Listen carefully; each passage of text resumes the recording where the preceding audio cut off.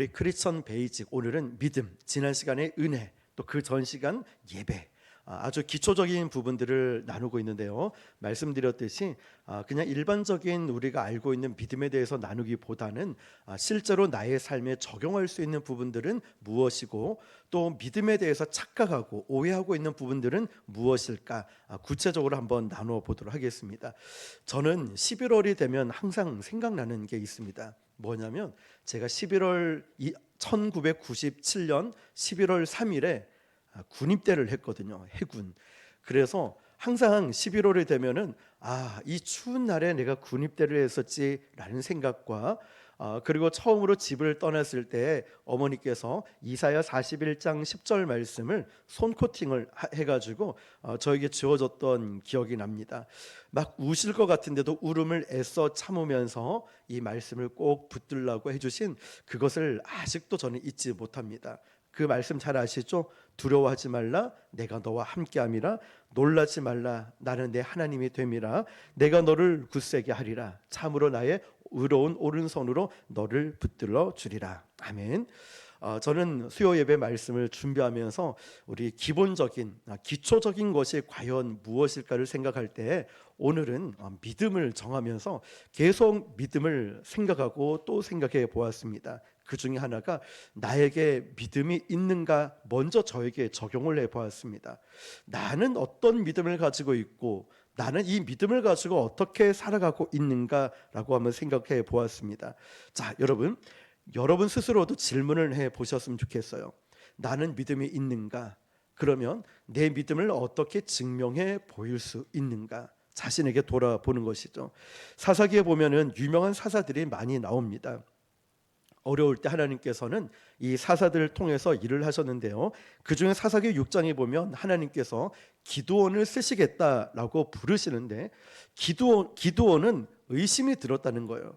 어떤 의심이 있냐면 정말 나 같은 사람을 하나님이 쓰실까? 그래서 사사기 6장 36절 37절을 보면 이런 이야기가 나옵니다. 기드온이 하나님께 여쭈되 주께서 이 말씀하신 같이 내 손으로 이스라엘을 구원하시려거든 보소서, 내가 양털을 한 뭉치를 타작 마당에 두리니 만일 이슬이 양털에만 있고 주변에 마르면 주께서 이미 말씀하신 같이 내 손으로 이스라엘을 구원하실 줄을 내가 알겠나이다 하였더니. 아멘. 자, 여러분, 기드온 마음속에는 의심이 생긴 거예요. 그가 확신을 갖기 위해서 양털을 놓을 테니까 거기에만 이슬이 적시게 해 주십시오 라고 한 거죠. 기드온이 양털을 실험한 목적은 무엇일까요? 잘 기억해야 될 것은 하나님을 믿지 못해서가 아닙니다. 누구를 못 믿었을까요? 나를 못 믿는 거예요. 하나님은 전지전능하심을 믿는데 나는 연약하고 부족하고 나 같은 것을 하나님이 쓰실까 믿지를 못하겠다라는 것이죠. 사랑하는 성도 여러분, 우리가 하나님을 믿어요. 우리가 그리고 기도하고 헌신하면서 열심히 살아갑니다. 예배도 드리고. 근데 진짜 문제가 뭐냐면 하나님의 전지전능하심의 문제가 아니라 내가 그 하나님을 믿지 못하는 게 문제예요. 하나님께 문제가 있는 것이 아니라 나에게. 그러니까 여러분은 지금 그 전능하신 하나님을 내가 믿고 있는가? 하나님과 나와의 관계 속에서, 그 신뢰 관계 속에서 믿음이 이루어지고 믿음으로 살아가고 있는가라는 것입니다. 그러므로 진정한 믿음이라는 것은 이겁니다. 전적으로 하나님을 신뢰하고 믿는 것. 하나님을 전적으로 신뢰하기 때문에 나에게 행동이 나오게 돼요. 어떤 행동이? 이게 바로 믿음이라는 거예요. 하나님을 100% 신뢰합니다. 그러면 반드시 어떤 행동이 나옵니다. 믿음의 행동들. 예를 들면 예배 시간에, 아니면 기도 시간에, 전도 시간에, 선교할 때, 구제할 때든 아니면 교회 청소를 하든 무엇이든 하나님을 내가 신뢰합니다 하면 반드시 행동이 따라오게 된다. 이것이 믿음이라는 거죠. 우리가 신앙생활을 하다 보면 많은 사람들이 목회자에게 실망을 하게 되고 또 직분자들, 믿음이 있다라고 말하는 사람들에게 실망을 하는 경우들이 있습니다. 저도 그렇고 우리도 아마 그런 적들이 있었을 거예요. 어떻게 저분이 저럴 수 있지라고 말하는 경우들. 믿음 있는 사람이 왜 저런 말을 하고 저런 행동을 할까? 이런 생각 들 때 있지 않습니까? 그러나 진짜가 뭐냐면은 믿음이 있는 것이 아니라 믿음 있는 척을 하고 있다는 사실이에요. 만약 그런 목회자에게, 직분자에게 믿음이 있다면 절대 그런 행동을 하지 않겠죠. 진짜 믿음을 가졌다면. 단지 그 목회자들이, 그 성도들이 믿음 있는 척을 하며 살아왔기 때문에 이런 행동들이 이루어졌다는 거죠. 그들에게 진짜 믿음이 있다면, 나에게 진짜 믿음이 있다면 이 믿음을 하나님께 드렸을 것이고, 진짜 믿음이 있다면 그 믿음을 가지고 누군가에게 선한 영향력을 끼치게 되고, 진짜 믿음이 있다면 나는 어떤 상황에서도 하나님 때문에 이 모든 일들을 감당하게 됩니다.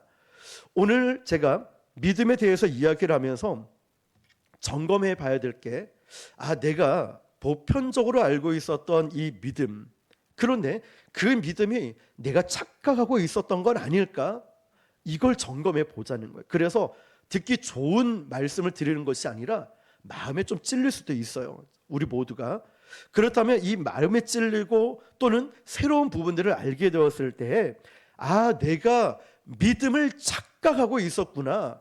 내가 이게 믿음인 줄 알았는데 기초가 모래 위에, 흙 위에 쌓여진 잘못된 믿음, 잘못된 집을 짓고 있었구나. 이제 방향 수정이 필요하겠죠.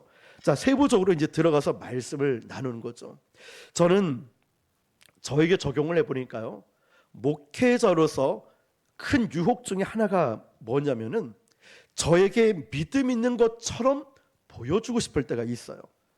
또 성도님들도 담임 목사니까 이런 믿음, 이 정도 믿으면 되겠지라는 기대치가 있고, 그러면 저는 어떤 마음 드냐면, 어떤 성도들이 저에게 상담이나 기도나 이런 걸 요청해 올 때, 그 성도들의 문제를 이야기할 때 어떤 유혹이 오냐면, 제가 해결해 주고 싶은 마음, 제가 마치 하나님인 것처럼 문제 해결해 주고 문제 해답을 주면서, 이런 욕구와 욕망들이 굉장히 많습니다. 왜 이런 마음 들까요? 내가 이렇게 해결해 주면, 우와, 우리 목사님 최고야, 우리 목사님 영적으로 대단한가 봐. 그러면 저를 신뢰하게 되겠죠. 저를 바라보게 되겠죠. 그러면 저는 목회할 때 굉장히 편해질 수 있는 부분이 있어요. 그런데 제가 믿음이라는 걸 깊이 묵상을 하고 생각하면 생각할수록 이건 아니구나 라는 생각이 들었습니다.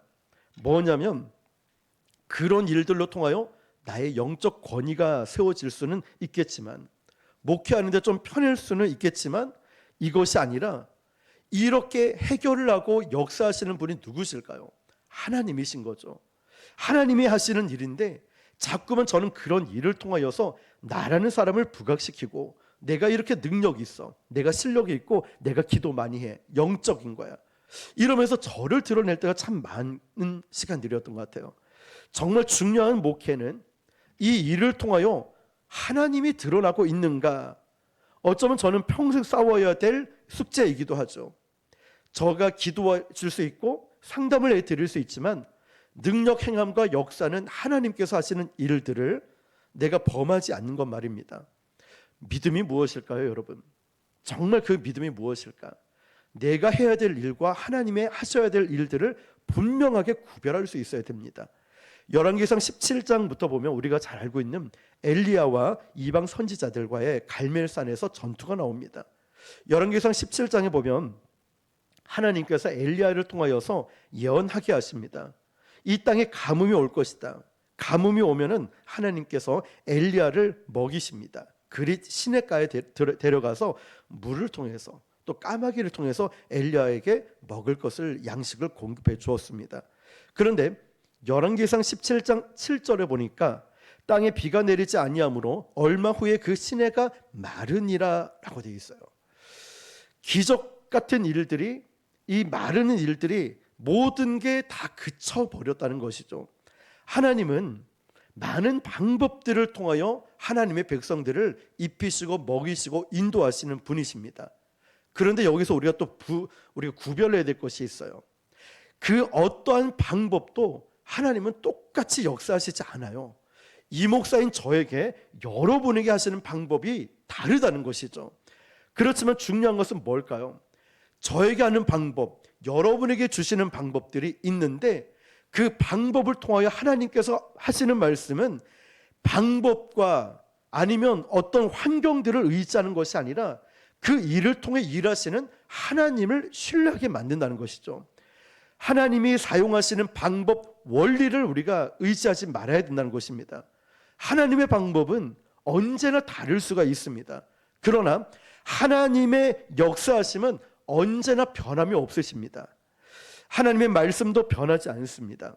하나님은 엘리야에게 그를 도울 만한 사람이 전혀 없을 때 하나님의 신뢰하는 방법을 가르치려고 까마귀를 보내고요, 그 다음에 사르밧 과부를 보내주신 거예요.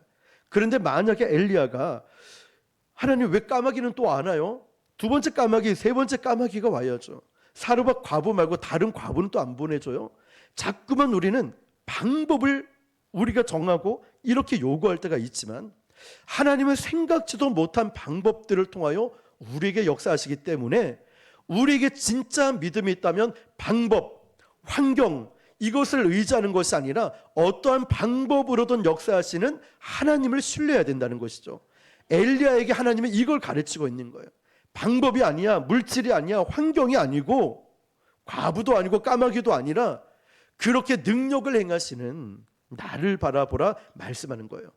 우리는 이런 의문들을 가질 때가 있어요. 그렇게 기도합니다. 하나님, 까마귀가 안 와요. 사르밧 과부가 안 와요.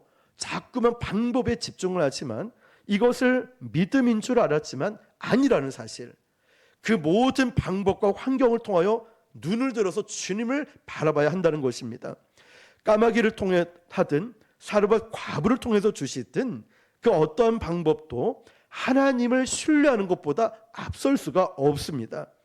여러분의 신앙생활 하면서 경험했던 믿음의 경험들을 우리는 믿음으로 착각할 때가 있어요. 이런 일들 말이죠. 근데 진짜 믿음은 그런 환경을 통하여서 내가 주님을 신뢰하고 있는가, 주님을 바라보고 있는가, 바로 이 부분을 구별해야 된다는 것입니다. 우리가 믿어야 되는 것은 옛날 옛적에 나에게 역사하셨던 하나님의 섭리가 지금 나에게 똑같이 역사하실 것이다, 미래에도 그렇게 역사하실 것이다, 이런 그런 기대감이 있겠지만 중요한 것은 그 초점은 하나님께 있어야 된다는 것입니다. 믿음으로 산다고 하는 것은 이거예요. 내 마음을 온전히 하나님께 드리는 것, 이것이 바로 믿음으로 살아간다 말합니다. 내 마음을 누구에게 드린다고요? 하나님께 드리는 거예요. 내 마음을. 이것을 바로 믿음으로 산다라고 합니다. 그래서 오늘 본문 말씀처럼 주님 뭐라고 말씀하시죠? 순종이 제사보다 낫고, 또 그리고 뭐라고 되어 있죠?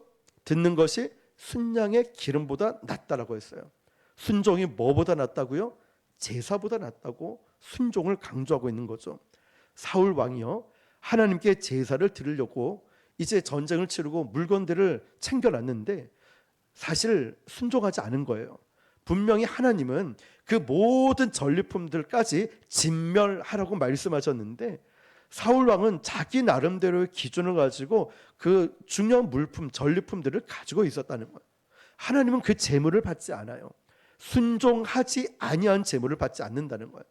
하나님은 재물에 관심 있는 것이 아니라는 것을 성경에 분명히 말씀하고 있습니다. 자, 그럼 여러분, 우리가 순종이라는 것도 한번 생각해 보자고요. 하나님께 내가 순종할 때 하나님께 얼마나 이익이 될까요? 여러분 자신을 한번 보세요. 하나님, 저 주님 앞에 제 자신을 드리겠습니다. 이런 분 보면 굉장히 믿음 좋은 것 같아요. 하나님 입장에서 한번 생각해 보자고요. 솔직하게 하나님 입장에서 생각해 보면 저를 먼저 보면 골치 아플 것 같아요. 아픈 데도 있지, 성격도 이렇지, 저것도 고쳐야 돼, 이것도 고쳐야 돼. 내 입장에서는 하나님, 제가 제 인생을 드리겠습니다 라고 했는데 하나님 입장에서 저를, 이 목사를 바라보니까 야, 얘는 성격도 이렇고, 얘는 믿음도 이렇고, 얘는 뭐도 이렇고, 고쳐야 될 게 한두 가지가 아닌 거예요.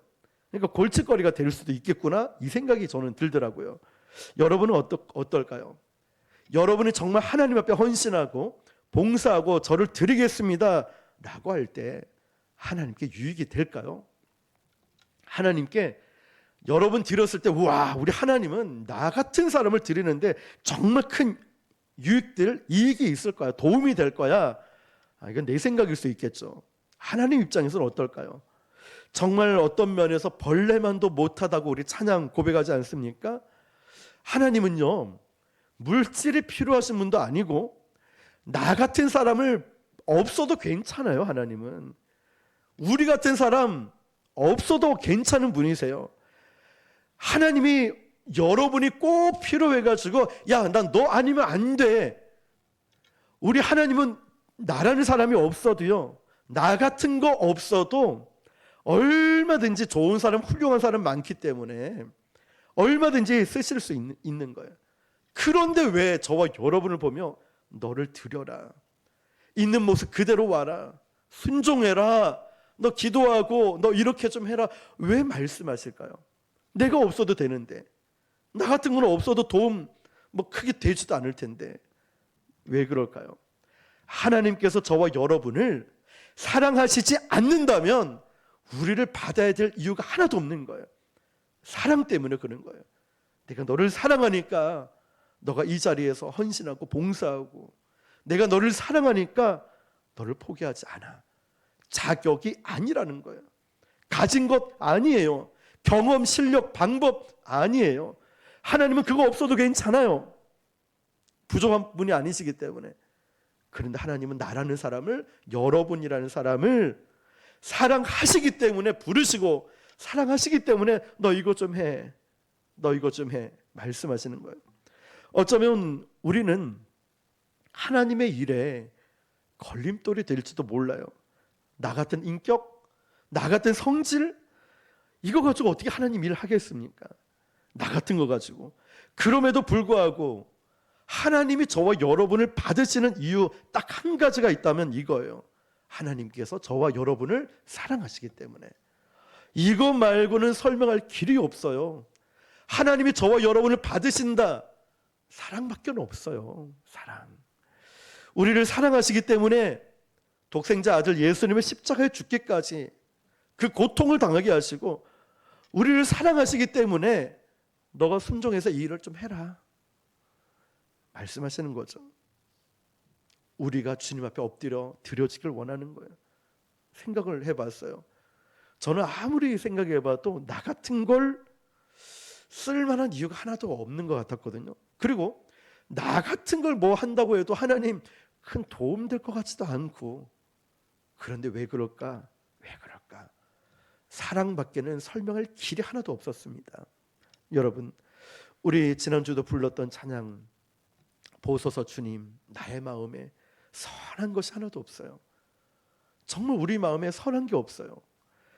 너무 연약한 거예요. 너무나 잘 쓰러지고 넘어지고 너무나 부족한 거예요. 그런데 주님, 이 모든 것 주께 드립니다, 이런 나를 받아주시고 주님 마음을 나에게 주십시오 고백하지 않습니까?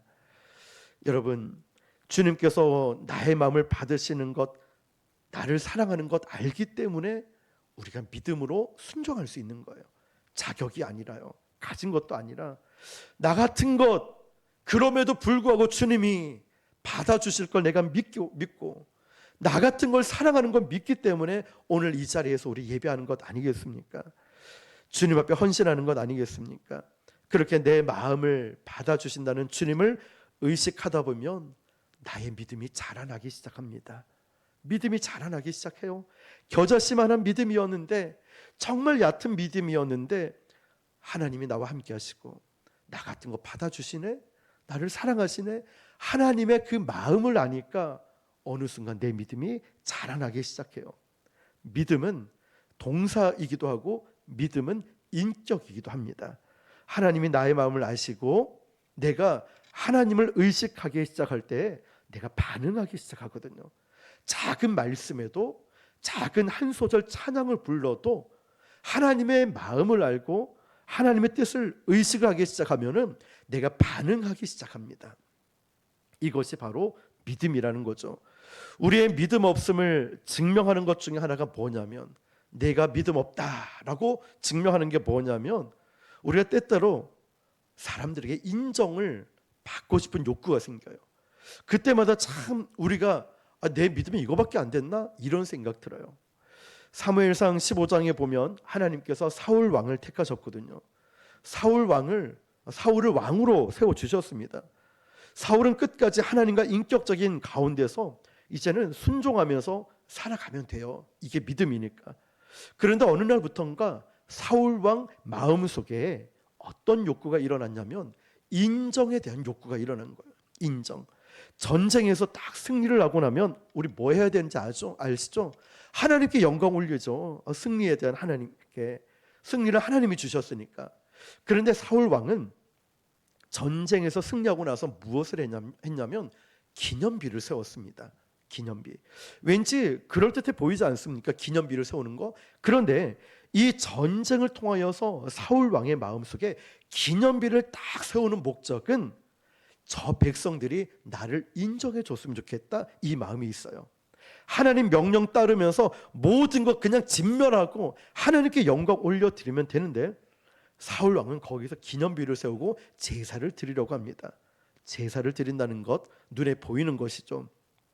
사울 왕은 내가 전쟁에서 승리했다, 이 백성들아 잘 봐, 내가 승리했다, 내가 승리했다고 이렇게 보여주고 싶은 거예요. 인정받고 싶었다는 거죠. 무서운 것은 이거예요. 사울 왕이 사람을 의식하고 하나님보다 사람에게 인정받기 원할 때 하나님은 사울을 버렸다는 거예요. 버리셨다는 거예요. 사랑하는 성도 여러분, 우리가 믿음으로 구원을 받지만 이 믿음이 이 땅에서 사용되기 위해서, 하나님이 저와 여러분을 쓰시기 위해서 하나님 앞에 순종하는 것이 얼마나 중요한지 모릅니다. 그런데 하나님 앞에서의 신앙이 언제부턴가 변질이 돼서 사람들에게 인정받기를 원한다면 어떤 결과가 있을까요? 조그만한 일에도 상처를 받기 시작해요. 사람들이 나를 알아주지 않고 인정해 주지 않을 때 우리는 쉽게 상처를 받기 시작합니다. 만일 우리가 하나님을 믿고 신앙생활을 하는데 내가 작은 일에 상처를 받고 작은 일에 화를 내기 시작한다면 내 믿음을 점검해 볼 때라는 거예요. 하나님 앞에서의 신앙을 가지고 있는지, 아니면 사람들에게 인정받고 싶은 욕구가 더 커져 있는지 점검해 볼 때라는 거죠. 믿음으로 살아가야 되는 거예요. 순종이 나타날 수 있도록. 그러나 우리가 사람들에 대한 인정 욕구에 빠지게 되면 우리가 이렇게 바뀌고 이런 운명에 처하게 되는 거예요. 인정에 중독된 사람은요, 늘 사람들을 따라갑니다. 저 사람이 나를 어떻게 생각할까? 저 사람들이 나를 어떻게 생각할까? 인정 욕구가 있으면 하나님을 따라가는 것이 아니라 세상의 그 어떤 것들을 따라가게 된다는 거예요. 인정, 기억하십시오. 인정 욕구가 많아지게 되면은 하나님의 말씀이 아니라 세상을 쫓아가게 되고 작은 일에 분노하고 상처가 되고, 자, 이 부분 말이에요. 그리고 우리가 인정 욕구에 빠지게 되면은 탈진하게 됩니다.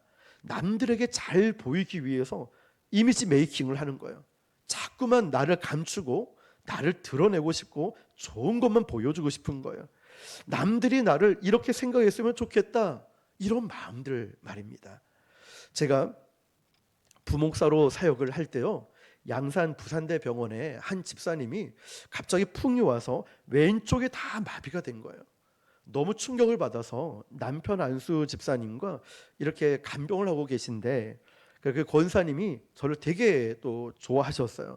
그래서 이 안수 집사님이 전화 온 거예요. 목사님, 다른 분하고 오지 마시고 목사님 혼자 좀 신방 좀 와주세요. 제 아내가 너무 충격받아서 쳐다보지도 않고 벽만 보고 하루 종일 옆으로 누워 있어요. 그래서 제가 갔어요. 그 안수 집사님이 목사님, 여보 목사님 왔어, 이지훈 목사님 왔어, 그제서야 몸을 트시는 거예요. 그런데 다짜고짜 저에게 뭐라고 말씀하시냐면, 아이고 목사님 힘들죠. 잘해도 욕 듣고 못해도 욕 듣고 이래도 비난하고 저래도 비난하고 목사님 참 힘들죠. 제가 다 압니데이. 그 얘기를 듣는 순간 눈물이 확 쏟아져 내리는 거예요. 손수건도 없고 그 화장지도 없고 이래가지고 넥타이로 막 눈물을 닦느라 제가 그 분을 위로하고 기도해드리고 해야 되는데 그걸 못한 거예요. 알고 봤더니 이분 아드님이 이제 목회자 길을 들어서게 된 거였습니다. 그러니까 너무나 그 심정을 잘 안다는 거예요. 그런데 뭐라고 하시냐면, 목사님, 사람들 말에 인정받으려고 하면 목사님 힘들어서 목회 못해요. 하나님만 바라보세요. 하나님만. 그때 그 말씀이 참 위로가 많이 됐던 것 같아요. 이 말씀을 준비하면서 그분이 생각이 나더라고요. 우리도 그런 말씀들 많이 하시죠. 서로 하나님만 바라봐야 된다고. 근데 여러분, 아무도 알아주지 않는 그때 하나님은 나를 바라보고 잘했다 인정하고 또 우리를 기억하고 계셨는데, 제가 그 말씀을 들으면서 한편으론 내가 사람들을 너무 의식하고 사람들 앞에서 내가 인정받으려는 그런 욕구가 너무 컸던 건 아닐까라는 생각도 해보게 되었습니다. 우리가 그 어떤 사람에게 인정을 받고 우리가 자꾸만 어떤 사역이나 어떤 일을 하면서 사람을 의식하게 되면 우리는 올바르게 사역을 하는 것이 아니라 내가 탈진해 버리는 거예요. 낙심해 버린다는 것이죠. 그땐 무엇을 해야 될까요? 믿음 앞에 딱 서봐야 되는 겁니다. 믿음 앞에. 그러면서 하나님 앞에서 나의 믿음을 점검해 보는 거예요. 저는 말씀을 준비하는 시간들이 저에게 참 유익이 됐던 것 같아요. 하나님 앞에서 서 보니 제가 정말 벌레만도 못한 아무런 이제 말할 수 있는 게 아무것도 없더라고요. 하나님 사랑 때문에 있는 것처럼 저 역시도 이런 고백을 하게 되었죠. 또 마지막으로 사람의 인정에 목마르면 실망과 거절을 경험하게 됩니다. 사람의 인정, 사람과의 관계는 늘 우리를 이렇게 좌절하게 만듭니다. 사람을 믿지 말라고는 이야기하지만 사실 이게 쉽지는 않았던 것 같아요. 어떤 사람도 우리를 책임져 줄 수 없기 때문에 그 가장 가까운 관계에서 우리는 상처를 경험하게 됩니다. 가장 믿었던 사람에게 가장 가까운 사람, 어쩌면 부부관계가 될 수 있고 가족이 될 수 있고 교회 안에 성도끼리가 될 수도 있겠죠. 어떤 책에 보니까 권태기에 빠진 부부의 일상을 이렇게 나와 있더라고요. 우리 부부는 일주일에 아주 좋은 레스토랑에 가서 한잔하면서 좋은 음식을 먹으면서 그때 이렇게 서로의 관계를 돈독하게 합니다. 아내는 화요일에 가고 저는 금요일에 갑니다. 결혼 기념일에 내가 아내에게 이렇게 물었습니다. 여보, 당신 어디에 가고 싶어? 아내가 이렇게 대답합니다. 여보, 나 오랫동안 안 가본 데 가고 싶어. 남편이 대답합니다. 여보, 부엌에 좀 가봐. 우리는 항상 손을 잡고 다닙니다. 그런데 내가 아내 손을 놓으면 아내는 쇼핑하러 갑니다. 자, 이런 이야기들을 보면서, 자주 섞인 이야기를 보면서 어떤 생각 드십니까? 결국 가장 가까이 있는 사람에게 존중을 받고 사랑받아야 되는데 실망한 모습들을 우리가 보게 된다는 거죠. 만약 여러분이 가장 사랑하고 가까이 있는 사람에게 인정받아야지만이 만족한다면 어쩌면 상처도 같이 받을지도 모른다는 것이죠. 사람은 우리를 만족시켜 줄 수가 없기 때문에. 그런데 해결책이 있습니다. 오늘 본문에 보면 사울 왕의 이야기는 실패한 인간의 이야기입니다. 하나님이 아닌 다른 곳에서 만족을 찾으려 하다 보니까 사울 왕은 끝까지 인정을 받지 못하고 하나님께 인정받지 못했던 이 버림받는 이야기가 나오죠. 요한복음 4장에 보면 반대의 이야기가 나옵니다. 예수님을 만났던 한 여인의 이야기가 나오죠. 오늘 찬양 불렀던 것처럼 예수님은 이 사마리아 여인에게서 만났고 아무도 없는 곳에 몰래 정오에 물을 길러 왔던 이 여인을 만났고 이 여인에게, 사마리아 여인에게 나에게 물을 좀 달라 말씀하면서 대화를 시작합니다. 그리고 예수님은 여인에게 말을 합니다. 여인이요, 나에게 남편을 좀 데려와라. 이 여인이 뭐라고 하죠? 저는 남편이 없습니다. 그래, 네 말이 맞다. 너에게 남편 5이 있지만 다 너의 남편이 아니다. 그 말은 이 여인은 누구에게도 들키고 싶지 않은 그 수치, 그 정말 가장 부끄러운 치부였던 부분들을 다 알게 되는 거죠. 드러나게 되는 거예요. 예수님은 이 여인의 아픔을 건드렸다는 거예요. 예수님은 그 여인의 아픔을 건드리는 것으로 만약 끝났다면 이 여인은 절망이 있을 거예요. 상처를 받았을 거예요. 그때 예수님은 이렇게 말씀하시죠. 내가 너에게 목마르지 않는 생수를 주리라. 이 여인에 대한 모든 것을 알고 계시는 예수님이 이 여인을 용납하고 이 여인을 품어주셨다는 사실이죠. 그 순간 이 여인의 반응을 보십시오. 물 들어왔던 물동이를 내동댕이 치고 마을로 향해 뛰어갑니다. 내가 메시아를 만났다. 내가 메시아를 만났다. 달려갑니다. 그 여인이 살아왔던 생활들은 이제 그 여인은 사람들의 눈치가 아니었어요. 돌에 맞아 죽을까 봐 이런 눈치가 아니었어요. 나를 용납하고 인정해주고 나를 기억하고 나를 치유해 주신 그 예수님을 만나고 나니까 그 안에서 샘솟듯 기쁨이 일어나는 거예요. 이 여인의 모습을 한번 보십시오. 예수님께 인정받았을 때의 모습들.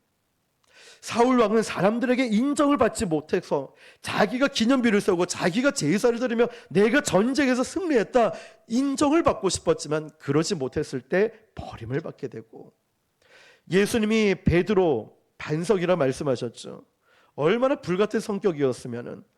그러나 예수님, 내가 절대로 주님 배신하지 않겠습니다 라고 말했던 베드로가 어떻게 합니까?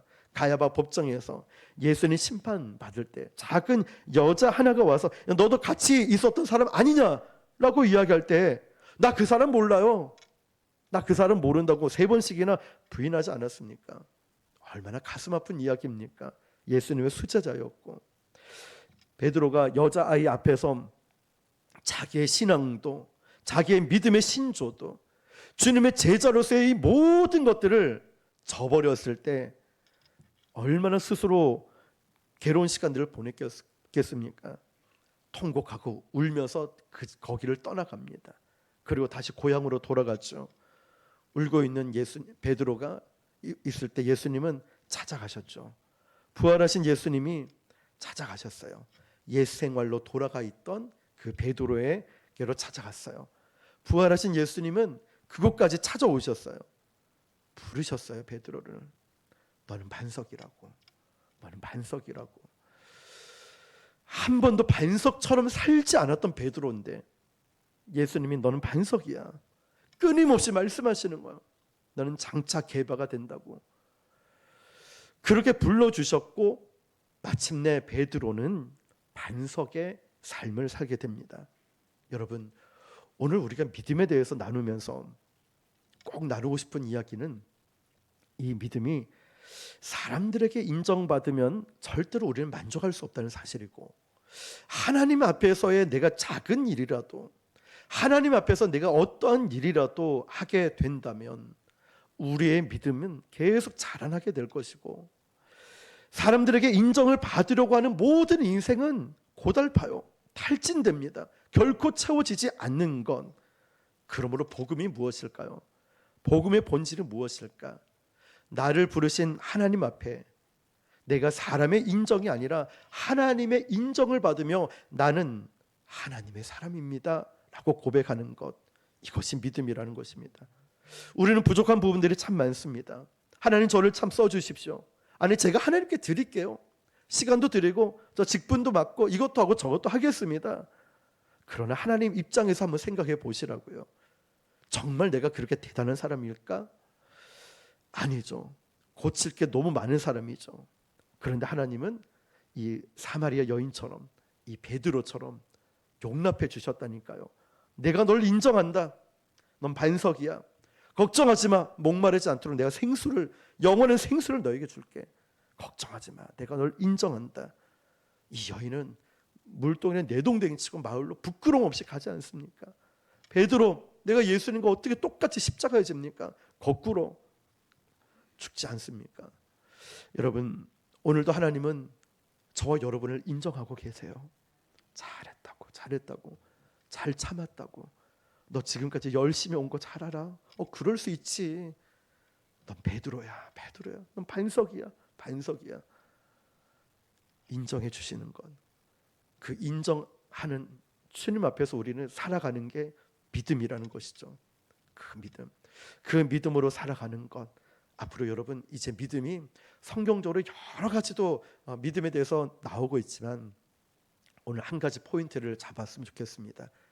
하나님 앞에서의 살아가는 것이 믿음이고, 또 그렇게 살아갈 때 우리는 내가 가진 것 이상으로 기쁨으로 감당할 수 있다는 것.